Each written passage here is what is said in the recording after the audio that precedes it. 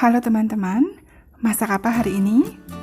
Hari ini saya akan membagikan tutorial cara membuat tape singkong. Beberapa waktu yang lalu kami panen singkong ketan. Jadi singkong ini termasuk singkong yang pulen, enak, dan manis. Karena masa simpannya yang hanya 4-5 hari saja, maka singkong saya kupas, kemudian saya bekukan. Nah, jadi saya akan membuat tape singkong dari singkong yang betul-betul beku. Ini masih beku ya teman-teman. Dari lemari es, dari kulkas, kemudian saya kukus.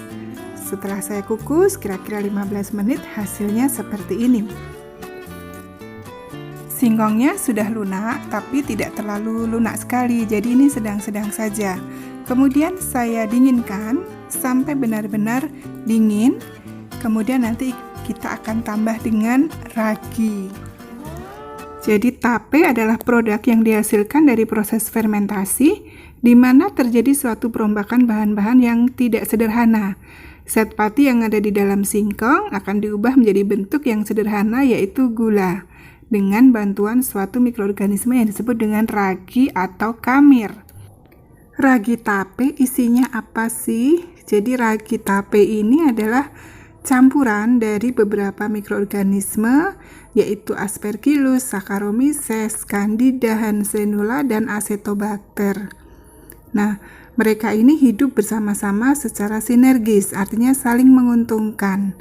Aspergillus akan menyederhanakan tepung menjadi glukosa dan memproduksi enzim glukoamilase yang akan memecah pati dan mengeluarkan unit-unit glukosa.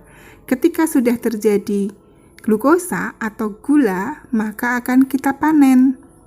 Jadilah namanya tape. Kalau mau dilanjutkan lagi, maka yang dihasilkan kemudian bukan gula lagi, tetapi alkohol. Karena Saccharomyces, Candida, dan Hansenula akan menguraikan gula menjadi alkohol dan bermacam-macam zat organik yang lain.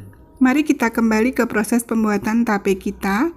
Jadi teman-teman sebetulnya bisa menggunakan singkong yang masih segar, dikupas, dicuci, kemudian dibersihkan bagian yang berlendir, disisik begitu, lalu dicuci lagi sampai kesat, kemudian dikukus. Jadi prosesnya sama seperti saya ya, cuma bedanya tadi saya dari singkong yang beku. Kemudian dikukus 15 menit, lalu ditunggu sampai dingin, baru kita taburkan dengan raginya. Resep raginya ini adalah 2 butir untuk 1 kilo singkong. Karena saya hanya menggunakan setengah kilo, jadi yang saya gunakan sebetulnya hanya 1 butir. Kemudian saya tambahkan 1 sendok makan gula pasir biasa ya, untuk mempercepat prosesnya, proses fermentasinya. Selanjutnya ditutup rapat dan usahakan seminimal mungkin oksigennya. Kenapa? Karena kalau ada oksigen, maka proses pembentukan gula akan terganggu, yang terbentuk malah asam asetat atau menjadi asam. Nggak mau kan tapenya jadi kecut? Kan lalu kita diamkan selama 19-20 jam. Kebetulan ini saya 19 jam ya. Hasilnya seperti ini.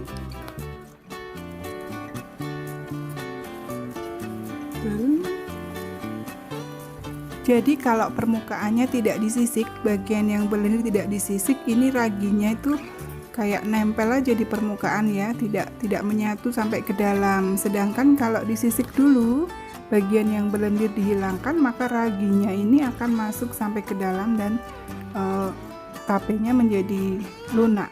Tapi begini saja sudah enak. Ini manis sekali hasilnya teman-teman. Dan saya suka teksturnya tidak terlalu lembek.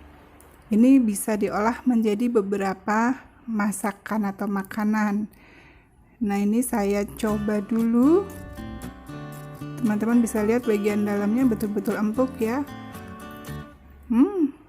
Manis, enak. Sekali lagi, ini kelihatan putih, bersih, dan ini manis sekali teman-teman.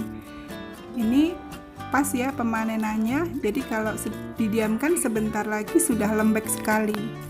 Oke teman-teman, terima kasih sudah menonton dan nantikan resep-resep saya selanjutnya dengan bahan dasar tape. Sampai jumpa.